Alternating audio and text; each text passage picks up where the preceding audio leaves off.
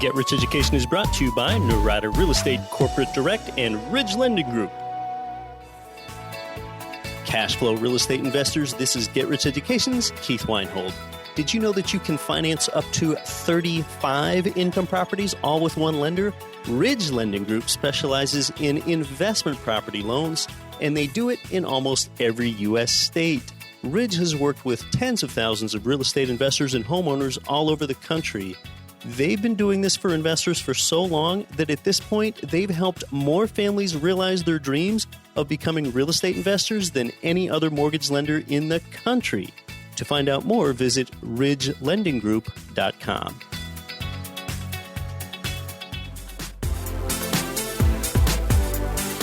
Welcome to Get Rich Education with Keith Weinhold, giving you information and ideas on the investment that has turned more ordinary people into millionaires and billionaires than anything else, and can provide you with more wealth and happiness than you ever thought possible.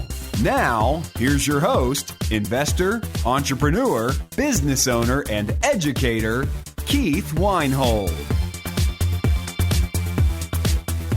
Welcome to Get Rich Education. I'm your host, Keith Weinhold, and this is episode number 101. Yes, our second 100 shows, turning scarce mentalities into abundant ones. Thanks for your listenership. You help make GRE be heard in 168 world nations. And we're actually going to be speaking about a few of those nations today. How do cash flowing real estate markets become what they become? It's location. It's because of geography. Why do places become expensive places to live, and what makes a place inexpensive to live? We're going to get into that today. What is the future of energy-based economies? You know, that becomes an increasingly germane question when the price of a barrel of oil is depressed. You're going to get answers today.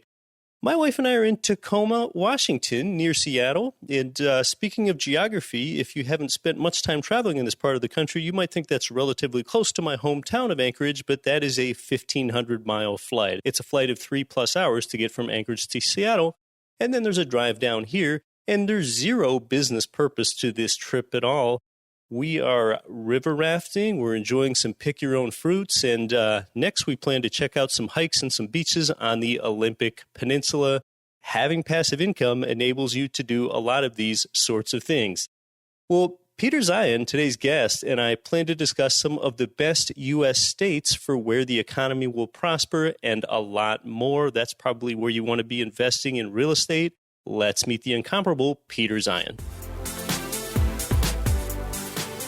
Today's guest is a geopolitical strategist and a demographic and global energy expert. His breakdown of geography and populations, they give a deep understanding of how global politics impacts markets and economic trends, and he has a keen eye on what is going to drive tomorrow's headlines. He's worked with the D.C. think tank community, the U.S. State Department in Australia, all the way to helping develop the analytical models for Stratfor, one of the world's premier private intelligence companies. In 2012, he founded his own firm, Zeihan on Geopolitics, to serve clients in the energy majors, financial institutions, business and agricultural interests, universities, and even the U.S. military. His popular and provocative book is titled The Accidental Superpower, and that book's subtitled The Next Generation of American Preeminence and the Coming Global Disorder. That book debuted in 2014. His latest project, Shale New World, will be released later this year.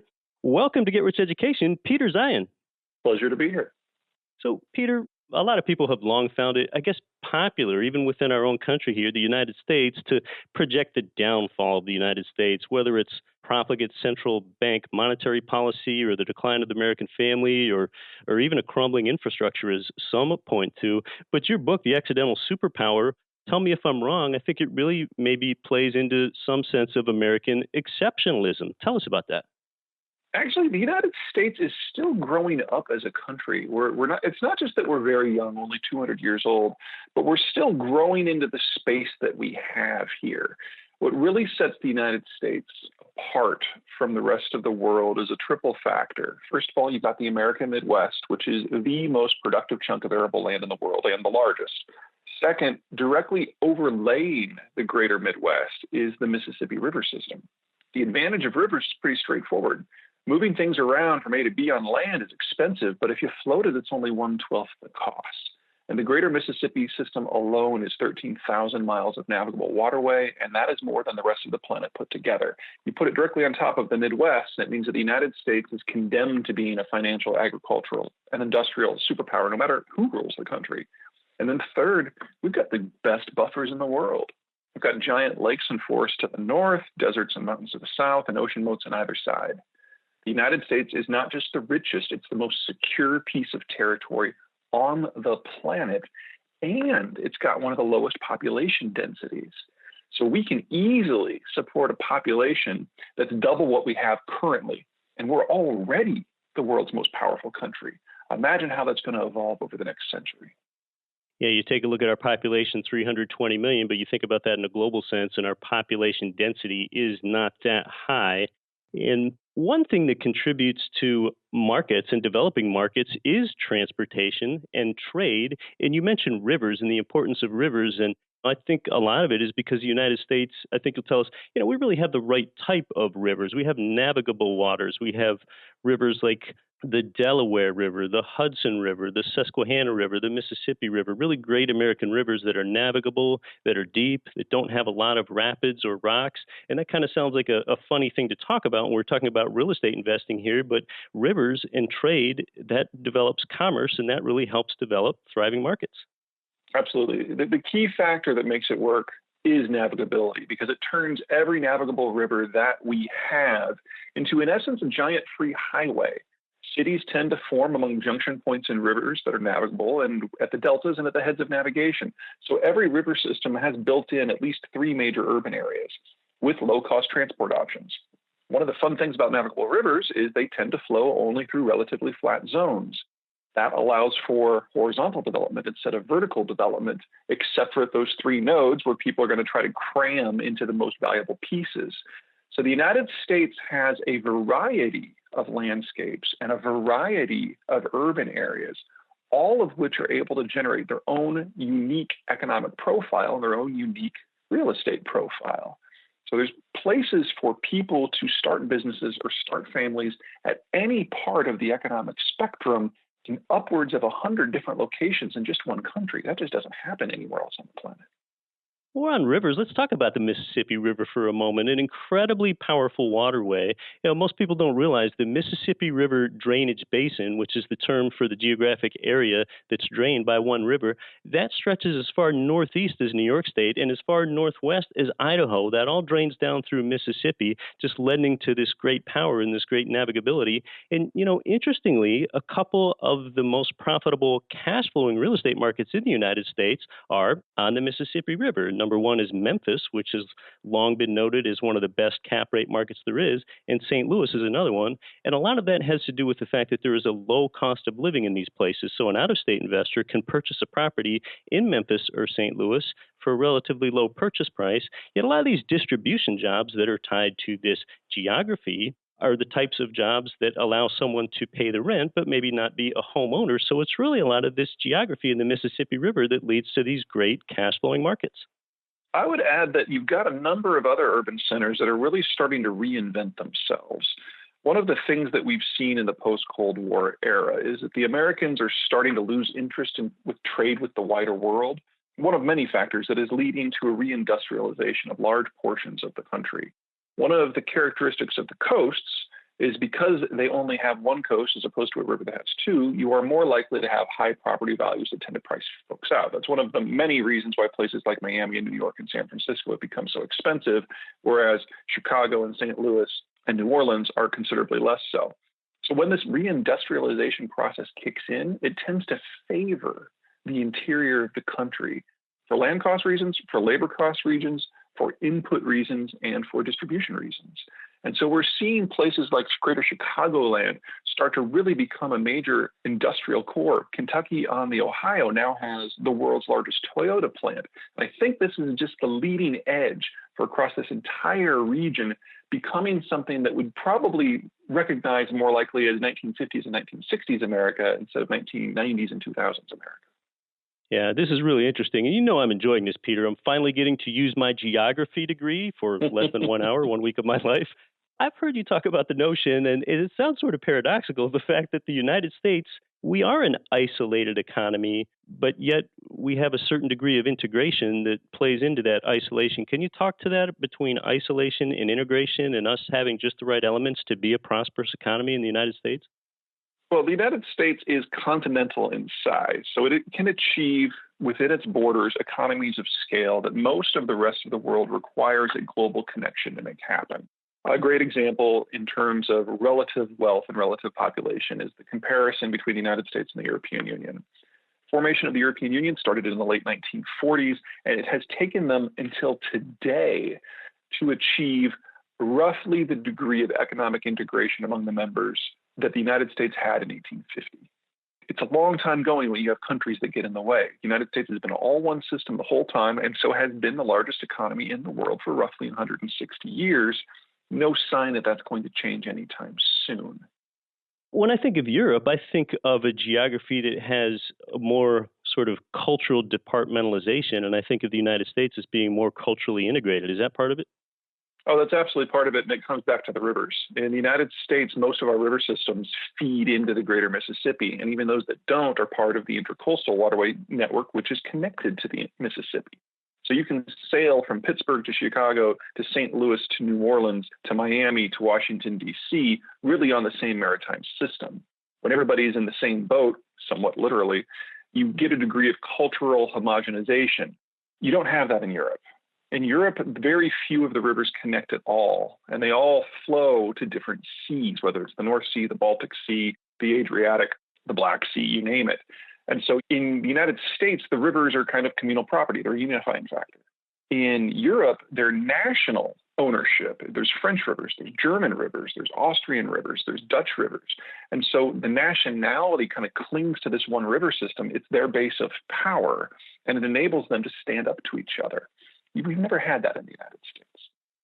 Yeah, this is so interesting. When a lot of people think of transportation here, where we are well into the 21st century, Peter, I think a lot of people think of goods flying around on airplanes, but yet a lot of it, including a lot of the big items, they are still transported on rivers. For goodness sake, when you buy something on Amazon, it's actually called shipping. It's called shipping, like something that's moved on a ship. That's a term in our everyday nomenclature, but yet we just still don't really make that synonymous, trade with shipping, but that's still how a lot of stuff is moved. There's a couple things to keep in mind. First of all, the economic and cultural experiences of a country's first century, century and a half tend to shape how it sees the world. For the United States, it's always been about integration when water transport. So when you have the cultural unification that comes right off the beginning, it set a pattern that survives despite technological change. And second, you're absolutely right. Roughly 1/4 of U.S. ton miles is still shipped by water. And if we had a couple of tweaks to our laws, that would probably increase to 50% within a decade. Yeah, so besides just shipping goods, and you already touched on it somewhat, is rivers enable the diffusion of ideas and innovation, not just goods. Tell us about that.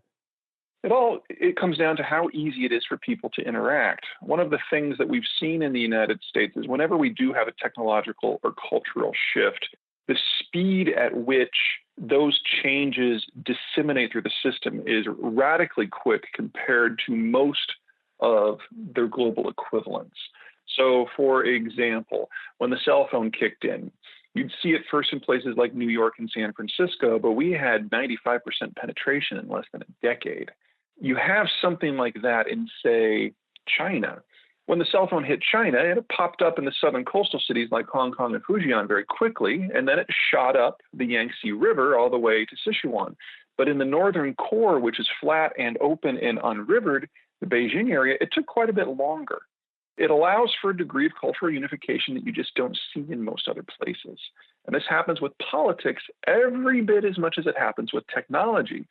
The core reason that we have a red-blue split is that the majority of the blue states are in areas where transport is even easier. They tend to be the more urbanized area, whereas the red states tend to be in places that are a lot more rural, and so find the transport between their communities a little bit more difficult. That is a super interesting way to think about that. I had never thought about that in those terms before. And You touched on technology somewhat, and people think geography doesn't matter much anymore. Well, I contend that geography's always mattered, and it still matters significantly, even in an era of rapid technological change. You mentioned cell phones. Another thing that can affect trade and supply chains is that of kind of the advent, and we'll see more use of 3D printing if we get a user friendly interface. And 3D printing can have drastic effects on supply chains and energy use and so on. What do you see 3D printing doing to geography and the geography of distribution specifically?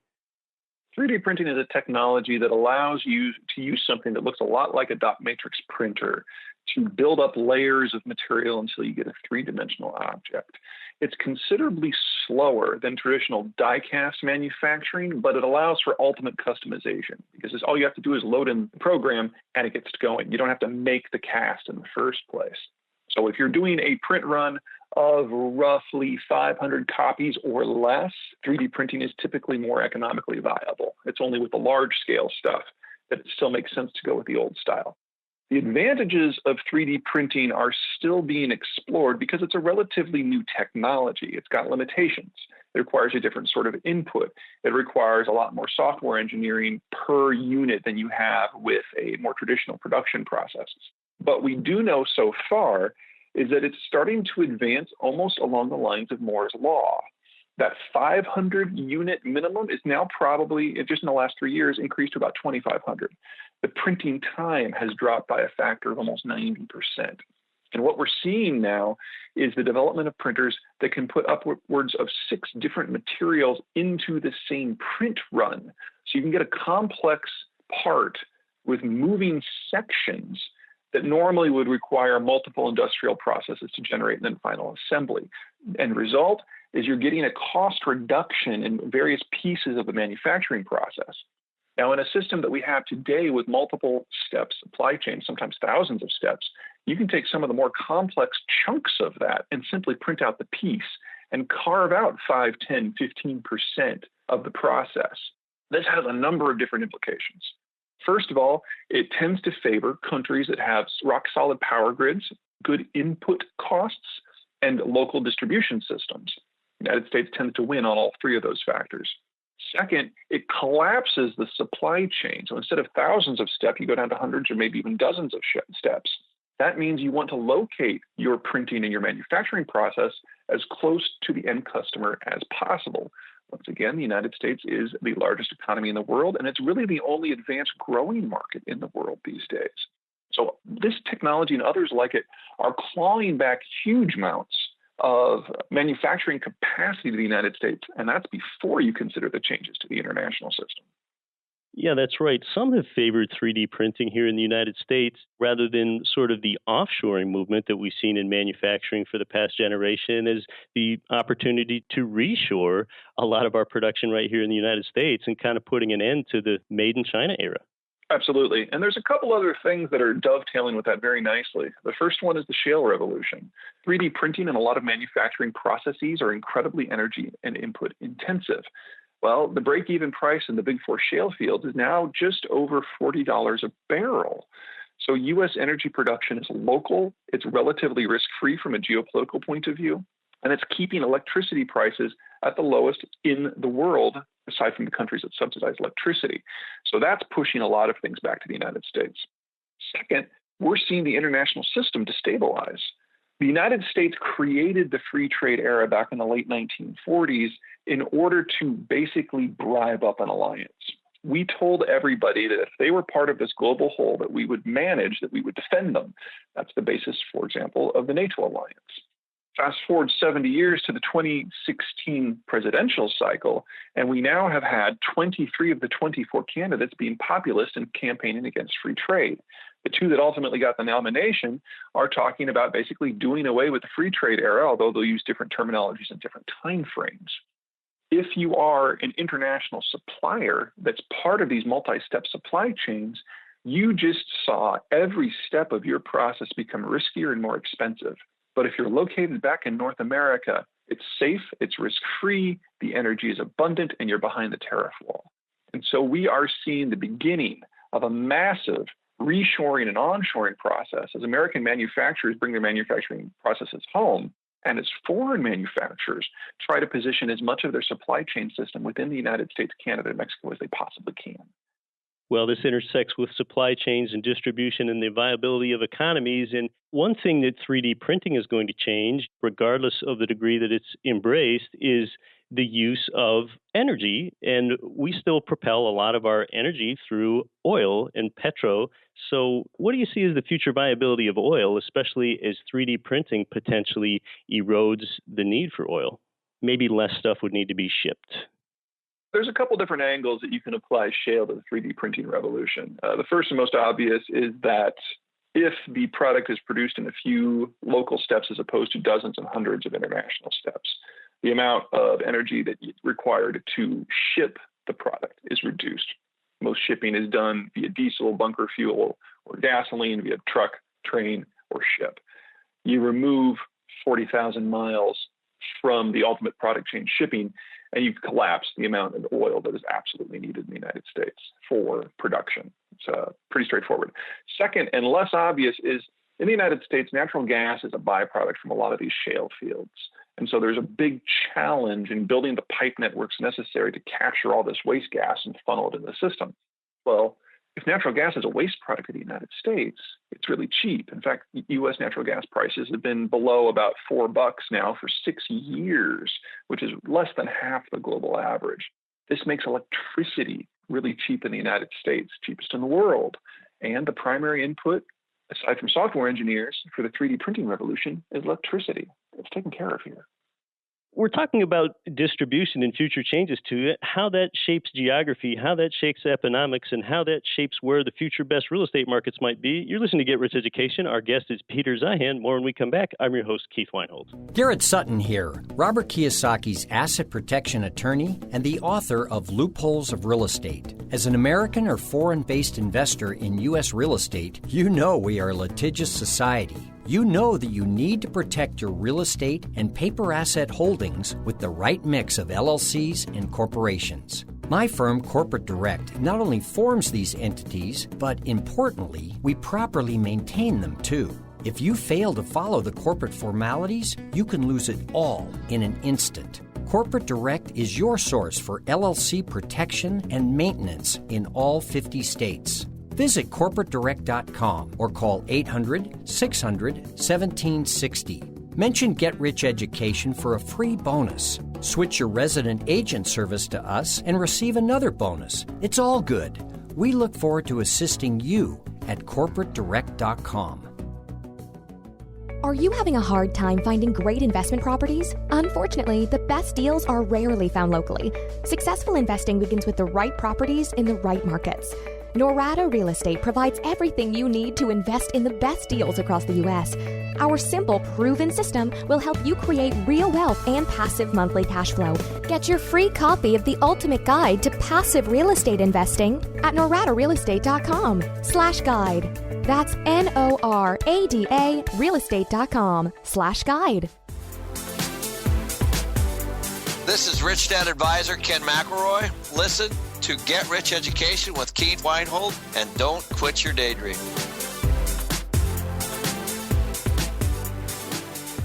Welcome back to Get Rich Education with our guest, Peter Zeihan, Zeihan.com, Zeihan.com. Peter, we've talked a bit about oil, and that's often been such a valuable driver of business and jobs for the long term. And I know a lot of people, at least in the recent past, have chosen to invest in real estate in energy markets. And I think we've since seen that the price can be awfully volatile, and that can be more precarious than some think. But I think just in a general sense, when we look at energy sources, is oil and the petro industry, is that going to continue to be a long-term viable solution for our energy needs in the United States and elsewhere? As a green, it hurts me a little bit to say this, but there's nothing about the technologies that exist in alternate energy right now that are applicable across a wide swath of geographies. Solar just doesn't have the energy density that's required just yet, and the battery systems that are currently under development have already shown that their maximum capacity is not enough to give us the sort of city storage that would be required to move away from oil and natural gas and fossil fuels in general on a reasonable time frame at a reasonable cost. In fact, it's probably not even technically possible at all. Does that mean you shouldn't even consider solar panels? Of course not. I live in Texas, peak demand and peak supply match up where I live perfectly, so I've got a 6 kilowatt system on my roof. I also drive a Prius.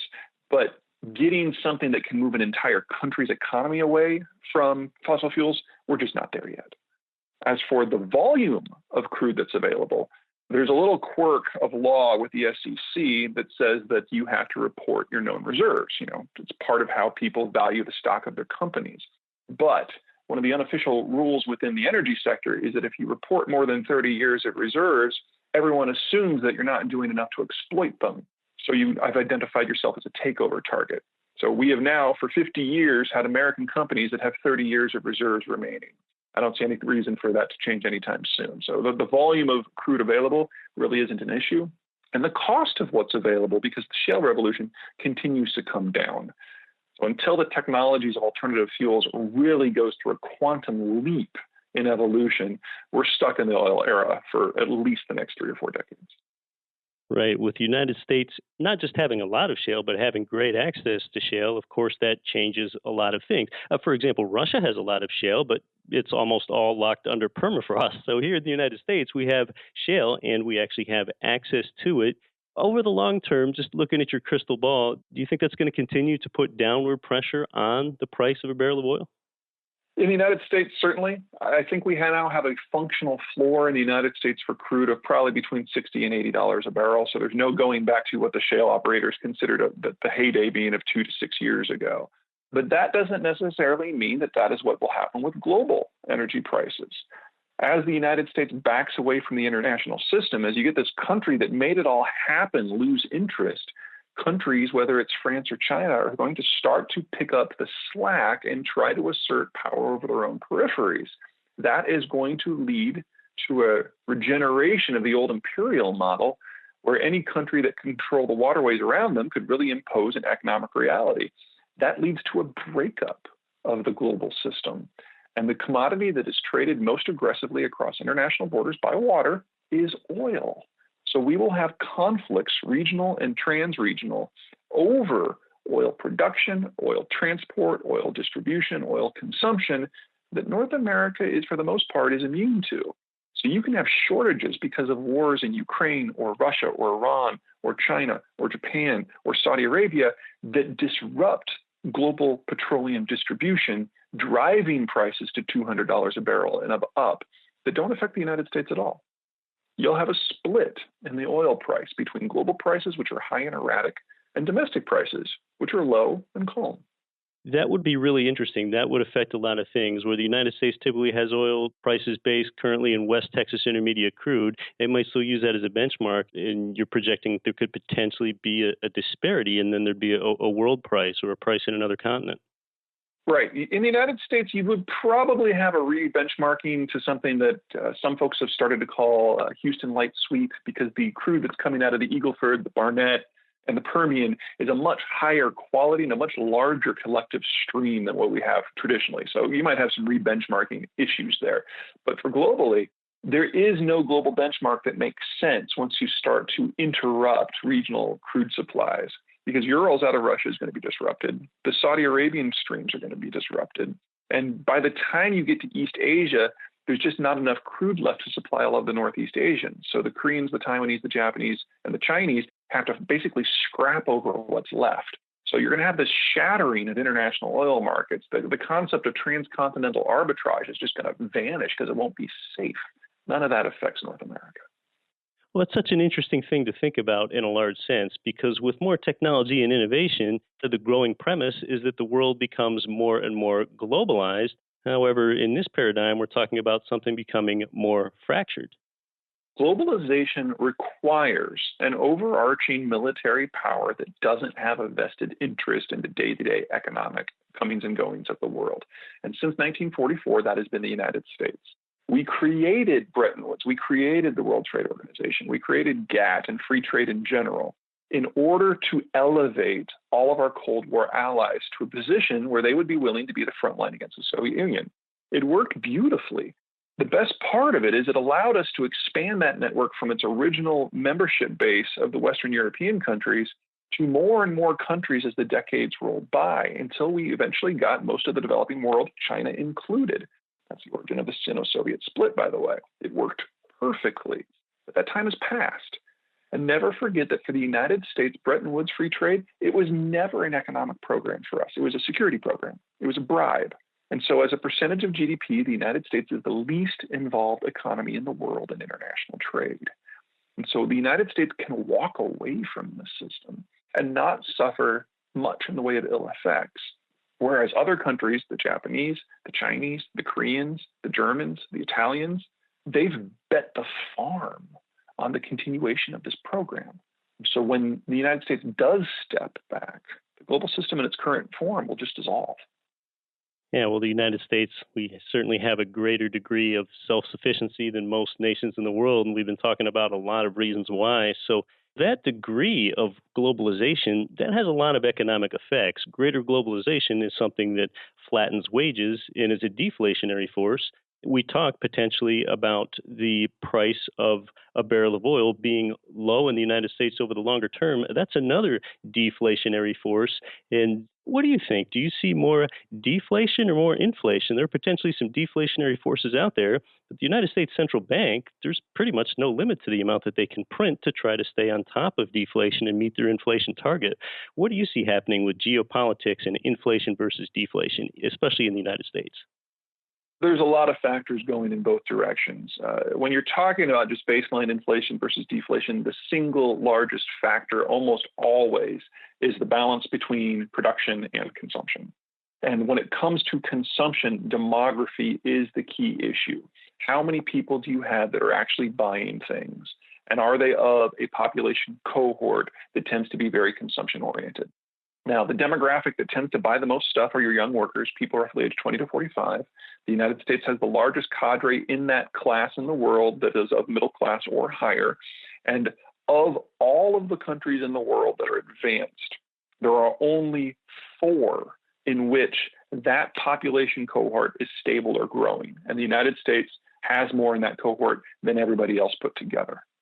So in the United States, we do have a mild inflationary pulse, specifically from our demographic structure. And that's the demographic structure that generates the labor to make the production in the first place, and it's tomorrow's taxpayers. Now, you move into the rest of the world, whether you're talking about Germany or Japan or China or Canada, and that 20, 30-something group is being thinned out. It's like the rest of the world stopped having kids in the 1970s or 1980s. And so you are seeing this imbalance between production and consumption, because all those mature workers that they have in their 40s and 50s and early 60s are generating all these goods, but they don't have anybody in their 20s and their 30s to buy them. So they're even more dependent upon exports than they would otherwise. So when this breakdown happens in the world, the United States has a rough balance between its productive and its consumptive capacity. But the rest of the world doesn't have the consumption capacity, but they have too much production. So you will have, at best, a Great Depression-style imbalance in most of the world, where, again, the United States just sails on as if nothing had happened. Yeah, it seems like we sure are covered on a lot of bases. Well, you talk about demography a little bit and aging populations in a lot of advanced places, and this intersects so well with our geography. And that brings up the case of Japan. You know, we had Harry Dent on our show recently, a prominent economist and author, talking about Japan and will the United States become the next Japan as our population ages? I think you've given a lot of reasons for why it likely won't. One interesting thing about Japan and their aging population and seeing what happens to them, and just as a reminder here, as recently as the 1980s, you know, people were projecting that Japan was going to kind of take over the world. But in any case, Japan, despite if you look at the map and look at their relative isolation, you know, you see a bunch of small islands kind of on the periphery of a continent. And additionally, Japan, they're an economy that grew up without having any significant natural resources. So how did Japan get to where it is? Let me start by saying we're not going to become Japan. Let me make this very clear. The United States is aging. We know about the baby boomer bulge and all of the financial problems that will cause. That is real. We should be concerned about that. But because we have Generation Y, because we have the millennials, the United States is actually aging at the slowest rate of any country in the world right now. Interesting. So by 2019, the average American will be younger than the average Chinese. We're already younger than the average Japanese, Korean, German, Frenchman, Brit, and so on. And by 2040, Americans will actually be younger than Brazilians. Now, a lot of that's due to migration, right? Immigration certainly helps, but our birth rate here in the United States among the native, if you want to use a really loaded term, among the native population is the highest in the world. So the United States population structure is aging, but it's aging very slowly, very gracefully. Everyone else is aging into mass old folks' homes very, very rapidly, even in the developing world. So you don't have to worry about the United States becoming Japan from demographic reasons. Now, talking about the cultural shifts and the financial structure and the geography of Japan, that's a whole different story, which, in my opinion, is one of the most fascinating stories that geopolitics has to tell. So, as you noted, Japan's islands are relatively small. They're very mountainous. There's not a lot of flat land. In fact, if you take the entirety of the land in Japan that you can build on, you only get a chunk of territory about the same size as the U.S. state of Maryland, but 140 million people live on it. So you've got this huge imbalance right from the get-go that is completely alien to the American experience. There are few resources in Japan. So if Japan is ever to be economically successful, what they have to do is scrape together the total savings of the entire citizenry, put them in a pot, and use that to fund the development of a navy that can go out to the wider world, find raw materials, bring them home, and then use what's left over of that capital to build a manufacturing base that can process those materials. When they do that, there's not a lot of money left over, so then that same navy has to go out as a merchant marine and force the sale of these products in the wider world.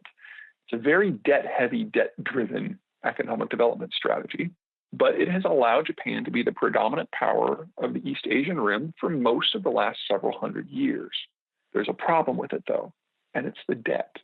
Because if every step of your economic development model is driven by debt, eventually bad debts build up until the point that they absorb all available capital and your system comes crashing down. The question is, how do you deal with that? In Japan, they've got a term that they call tokusai, which roughly translates into debt forgiveness by order of the emperor. So when the debts become too much, the emperor goes out, waves around his fabulous scepter, and every debt in the country is dissolved, and they start over. Granted, there's a 3-day orgy of violence that immediately follows where everybody goes out and kills their banker just to be sure. Exactly. Japan today has a national debt that once you stack it up with pension arrears and local debt is in excess of 500% of GDP. They're nearing the break point right now. Now, they've done this tokusai about a dozen times in their history. They're due. Well, your popular book, it really states country by country kind of which economy is going to prosper in the future and which one is going to be in bad shape and is destined to fail. Where is Japan in that list? What's your outlook for Japan? Japan certainly has a demographic crisis and a financial crisis coming. They're the oldest and fastest aging society in the world. Things are getting very painful for them right now, and they are due for a full-on reset. The question is what happens to them politically. You remove the American protection, you remove the global trade, and Japan, who sees this coming, has already started repositioning most of their industrial base outside of the country and near sources of end consumption. That's one of the reasons why Japan is the top investor in the United States. It's all about capital flight and establishing economic linkages that will allow payments to come back home. That's their way of paying for mass retirement.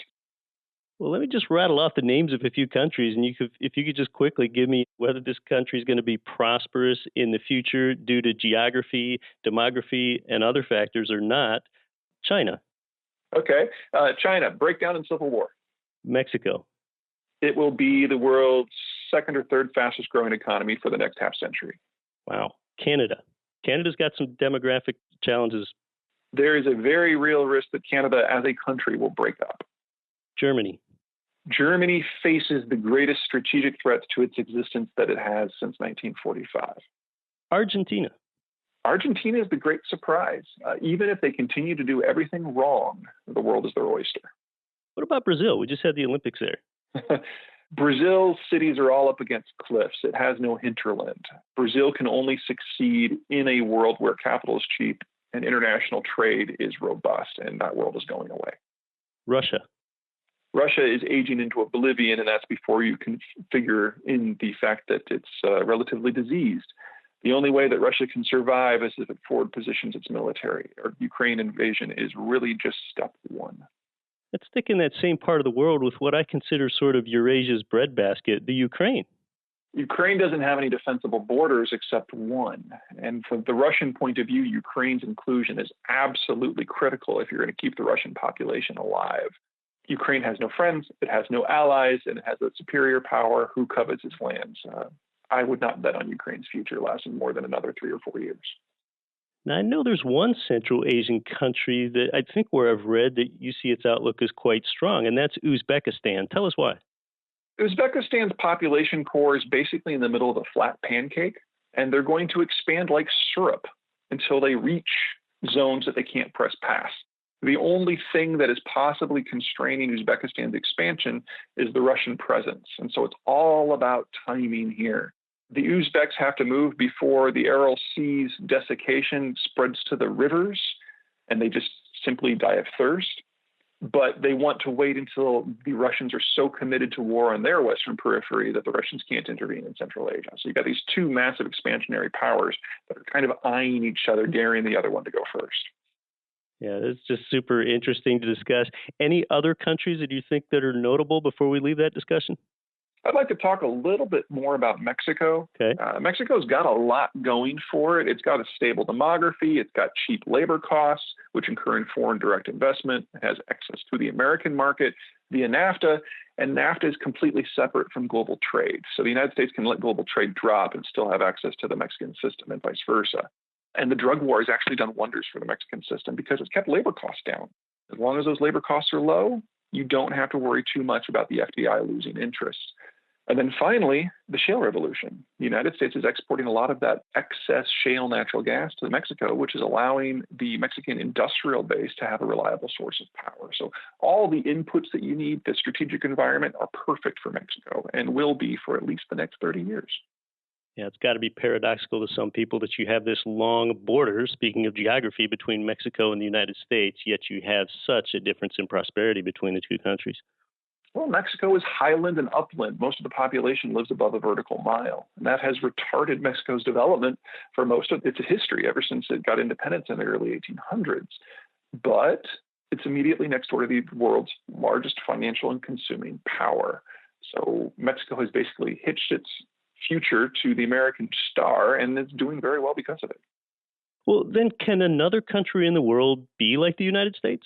No, there's no other place out there that has a big chunk of arable land overlaid by the waterways. The United States just has such a head and shoulders advantage in its physical geography when it got started.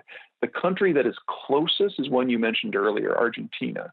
The world's fourth largest chunk of arable land with the world's third largest system of interconnected waterways. And as they come out of this statist, Peronist policy network, they're discovering that economic growth is pretty easy to come by. And if the world goes the direction that I'm anticipating, where rule of law breaks down, where finance is hard to secure, where trade is difficult, Argentina has already had 15 years of hands-on experience in that sort of world. So one way or the other, Argentina's future looks pretty bright. All right. Well, we're talking about if any other country can be like the United States. I just wrapping up here, Peter, with the United States and us as being interested real estate investors, we want to know what economies are going to be prosperous. That leads to greater rental occupancy. That leads to appreciation in property and all sorts of positive things for an investor. Now that we have gotten back inside our own borders to kind of wind down this discussion, where within the United States do you see as being the most prosperous geographies and why? Well, there's three categories that I think you need to look at. And of course, wherever those three categories overlap or where the best options are. So first of all, you want to look for places that have strong demographic growth because they're going to be consumption-led. And as you have all this industry reshoring to the United States, they are the places that manufacturers are going to look at very hard. The states that have the best population growth in the country are in the greater Midwest and down through the Great Plains into Texas. That's the youngest parts of the country. So anything in that zone, where it's Chicago or Houston or anything in between, looks pretty good. Yeah. Second, you want to look at the places that have a policy right, places that realize that there's change going on in the international system and are very aggressive at going out and mating their local geography, their local systems with whatever it is that the foreigner wants. The Midwest is a little bit further behind on this. Texas looks great on this and is very aggressive at recruiting companies. But there are a lot of places of the deep South, Alabama in particular, that has a good river system, has a good port in Mobile, and has been very aggressive at putting together all of its local leaders and representatives of everything from power companies to local tax officials, and going to Germany or Korea and making contact with big companies, and then providing packages that makes them very attractive for them to relocate. So it's Alabama, not New York, not California. Alabama is the number one state in the country for per capita FDI. They've just done everything right. And then third, you've got capital flight. As the global system breaks down, we're now in a world where there's no alternative to the US dollar as the global currency.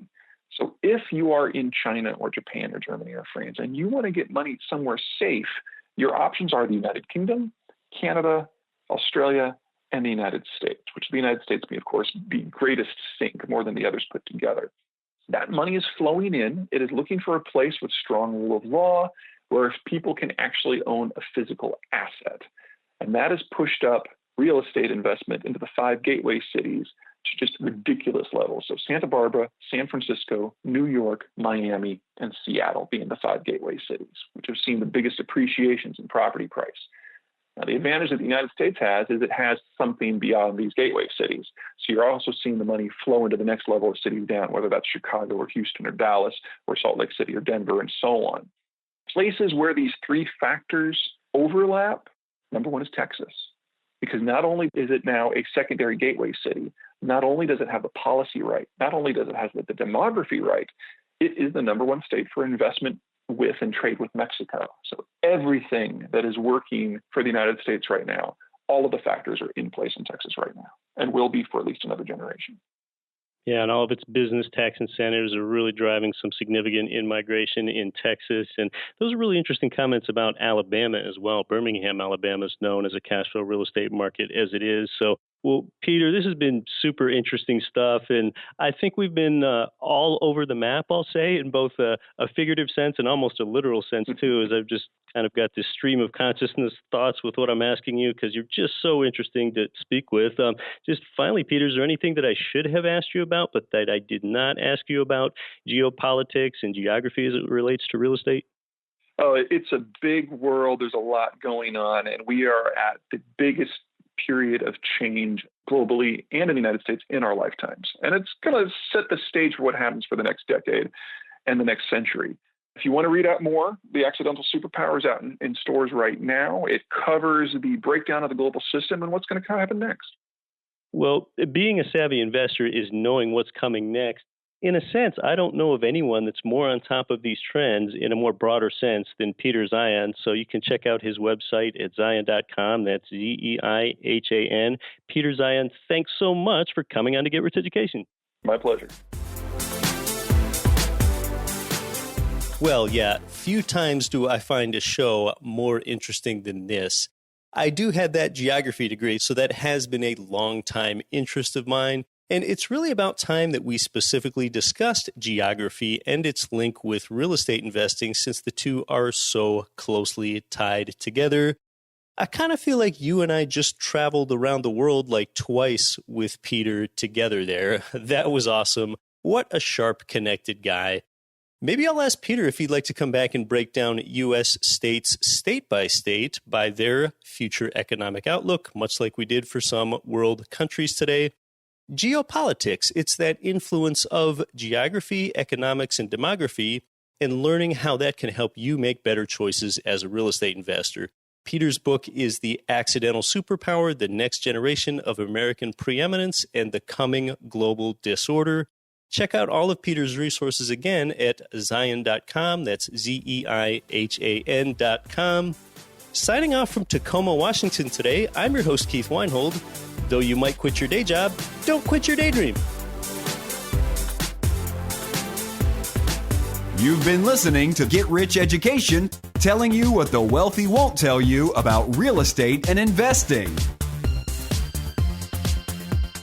Nothing on this show should be considered specific, personal, or professional advice. Please consult an appropriate tax, legal, real estate, financial, or business professional for individualized advice. Opinions of guests are their own. Information is not guaranteed. All investment strategies have the potential for profit or loss. The host is operating on behalf of Get Rich Education, LLC exclusively.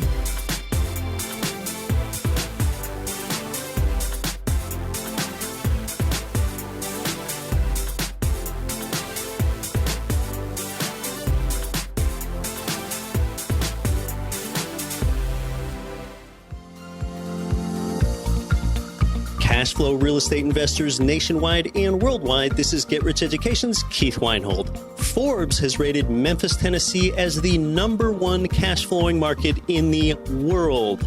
Our good friends at Mid-South Homebuyers have been Memphis's premier turnkey real estate provider for 14 years with a stellar reputation and an A+ rating with the Better Business Bureau. Owner Terry Kerr was born and raised in Memphis. Yeah, he knows the market and has renovated and sold over 1,000 houses in the Memphis area. Find out what their many repeat buyers already know. Their houses are completely renovated, even come with a 1-year builder's warranty and a lifelong rental guarantee. They're a perfect fit for the first-time out-of-state investor or the seasoned investor diversifying their portfolio. Mid-South Homebuyers' friendly staff makes investing easy. Learn more at midsouthhomebuyers.com or give them a call at 901-217-HOME.